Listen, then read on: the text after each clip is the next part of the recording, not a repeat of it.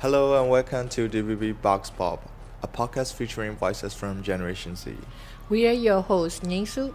and Duya, Tune in every week to hear young people share their personal stories, and how they hope to achieve a future democratic Myanmar. free from military dictatorship. To listen, follow DVB English in your podcast app. DVB Box Pop is available wherever you get your podcasts.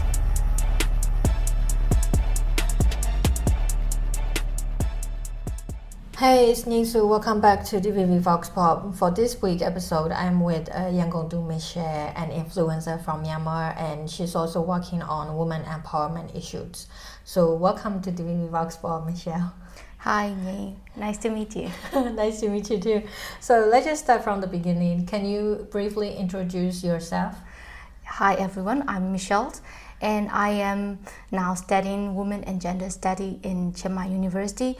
And previously, I was an influencer in Myanmar, and I got award from Myanmar Influencer Award 2018 categories in lifestyle categories. And then, moreover, I did co-founded as Myanmar Women Self-Defense Center, and I was a lead trainer there. And I think that's all. Yeah. So you said that you're an influencer. So what kind of influencer are you, and what type of poses do you post on social media? My blog are mainly focusing on heritage buildings in Myanmar and the culture of Myanmar and ethnic peoples in Myanmar. And also I did women empowerment, so it's mostly about lifestyles. So before the coup, how was your life? How did you enjoying it? Before the coup, like my life was amazing. Like I recently renovated my apartment, and I plan to get married with my partners. And I the sponsorships are pilots in my chat box. So like everything is amazing, and like I did my 9 to 5 job, and then I take a break, and then I did vlogs, and I exercise, I eat healthy. Everything was amazing before the coups. Yeah, so let's say it's just like very happy life and Very, very much. yeah. So on February 1st, the military seized power and the coup happened. So how do you feel about it? Honestly, on the first day of the February, I plan to attend a language class in Yangon University of Foreign Languages. So I prepared to register because it's signed up so quickly. So I have I prepare for that. I plan to shoot videos for a new whole season for Yangon Michelle's, and I prepared the soundtracks, like intro parts and everything. But my partner called me and Anna and then what happened, and what am I supposed to do? And I got lost, and then since then I got lost till now. So I know that your partner is a really well-known photographer, and why do you decide to leave Myanmar? Because of him, or is there any like military threatening your family or your partner? My partner, he is like he did all the campaignings and propagandas and everything for NLD 2020 elections. So he very well aware that the coup could have happened in the past. So he hid well. Like he did everything he could, like not to cross the lines, like in a law enforcement way. So when the coup happens, he immediately relocated his current locations, and I think around April 16, like the list came out, and he moved to locations one another since then. So like he is not safe at all. Like that's why I move him to Chiang Mai with him. Is there anything like you and your partner and your family, asked by the military, or is there anything like that happen? And our family live in the same location for like over 30 years, so everybody know how many family members in the households, or who is he, what are we doing. Like we are very typical neighborhood in the locations. So when they try to search my partner, like they come up to my home with a very small, like a beetle shop keepers with him, with them, and they ask, do you know this person? Do you know this car? Do this person ever live in this house? Like they met with my mom, so like, no, I don't know him. Who are they? I don't know. Who is he? We never heard of him. And then like give me your like household certifications. And mom showed that, wow, there's a lot of people. Yeah, we have a lot of people. And then my sister and her husband come in, and my cousin's sisters come in and say, who are they? What are they doing? And they ask everyone the questions. So it's like a very close call. I can say, like they didn't enter the house and they didn't search, but they did watch the house like for like 2 weeks. But we don't worry much because our house is attached with an office, so like there is a stranger coming in our house all the time, like, so there is no suspect for that. So after that experience, connecting with the military, and then after that you decide to leave to Myanmar? Not immediately. I have to, like, I am under house arrest for 3 months. My mom won't let me go to anywhere, like even a simple grocery shopping. So like I have to stay in the house, like spend times at the office and then in the house. Luckily we have a big house, and I have a niece and nephew, so I can play with them. Not very lonely, but stay in the house. And then what's your question? No, it's just that I want to know when do you leave Myanmar, and is there any like stopping at the airport by the military, or how was it? So I've been under house arrest for 3 months, and then I slowly going out, and then but I have to delete all my social medias. So it's like very boring for me because I really like doing video blogs, and then I decided to change my hair, like a very bright gold bright hairs, and then I sells all most of my clothes, and I reorganize my house, and then I leave.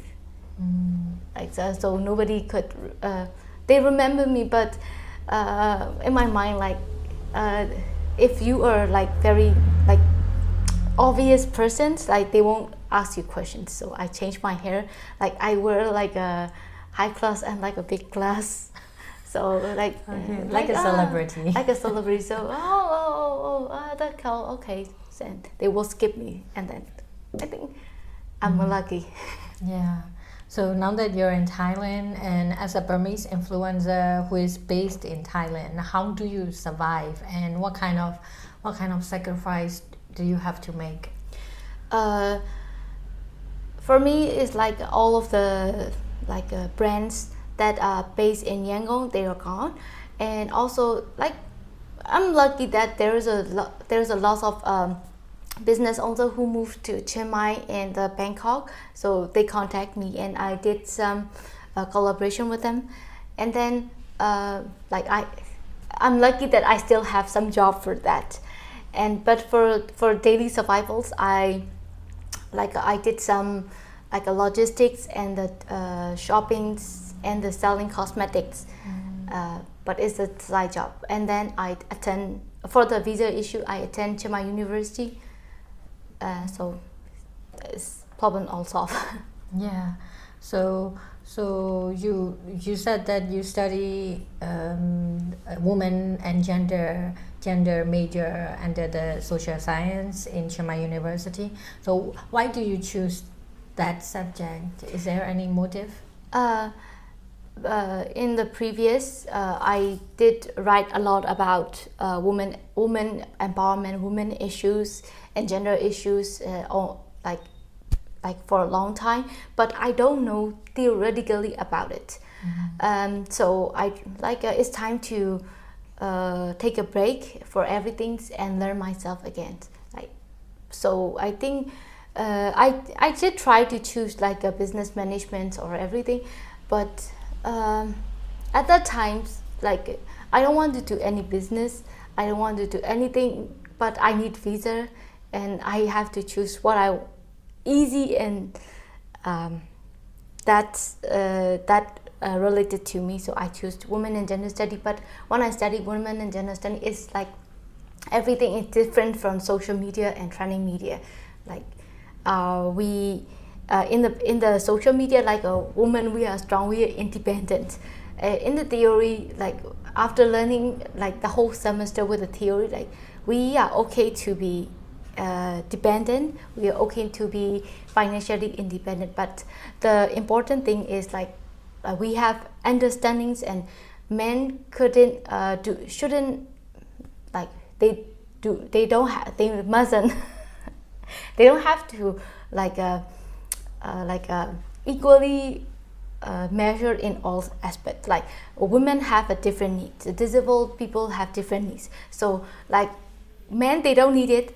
It doesn't mean all people need it. So Yeah. that's what I learned. So like it's amazing, I think.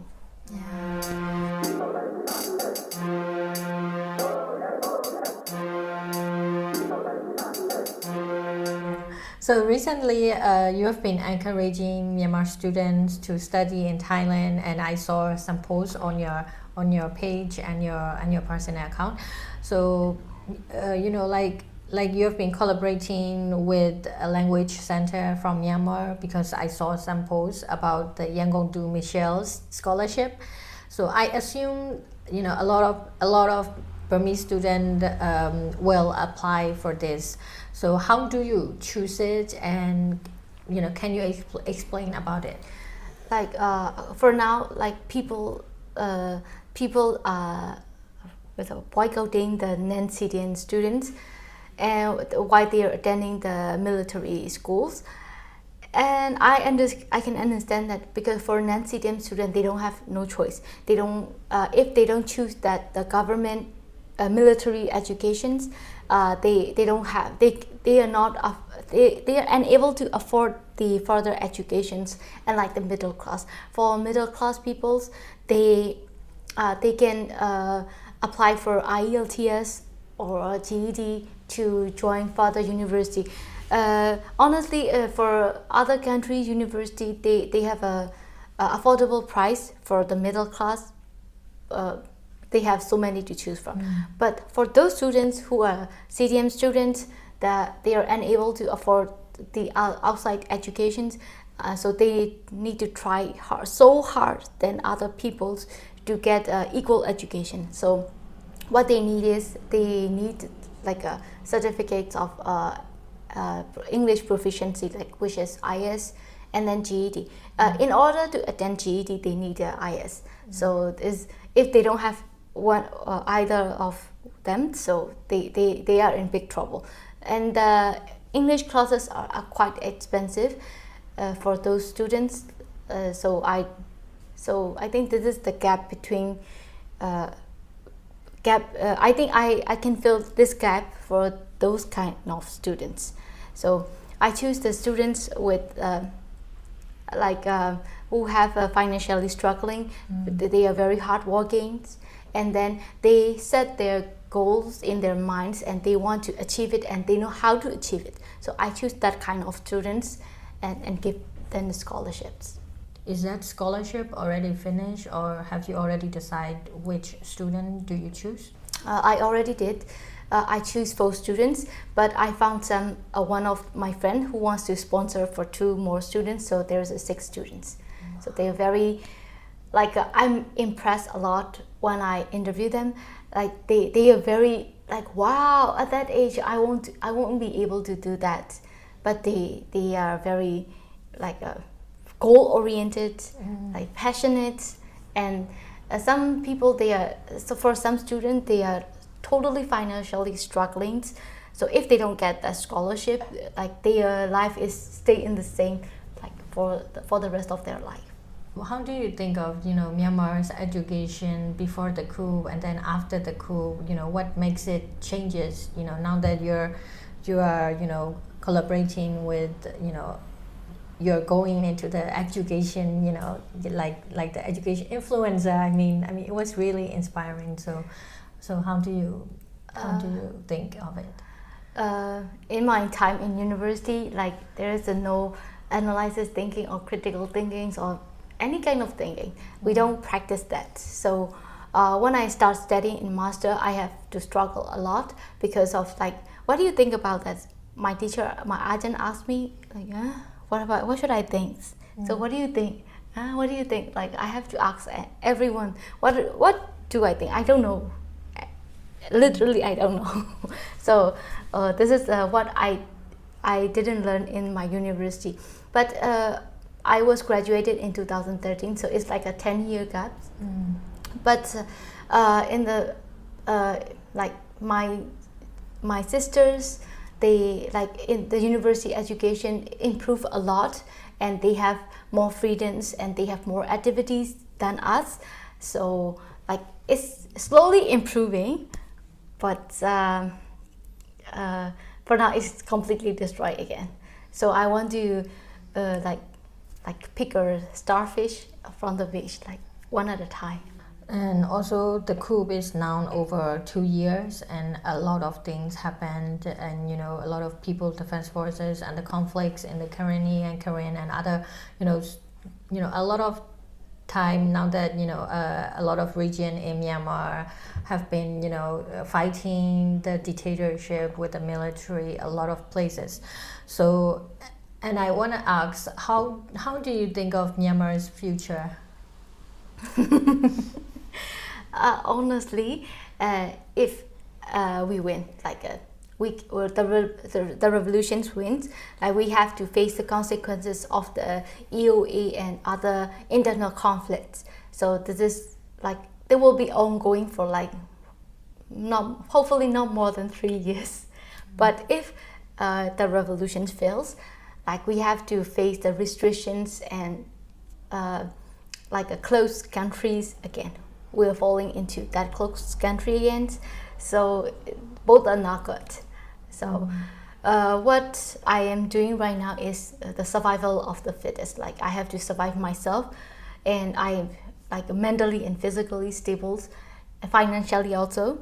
So and then I can help like who try to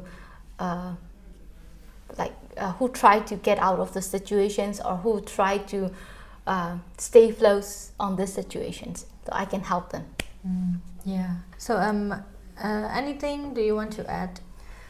I wonder how people like for NGOs and other organizations, like we are like struggling a lot in inside or outside of the country for Burmese people, and like some NGOs like they are doing some unnecessary things like they're not unnecessary, but it's not the main focus things like helping the elderly care, or helping the homeless, or like building temples and donating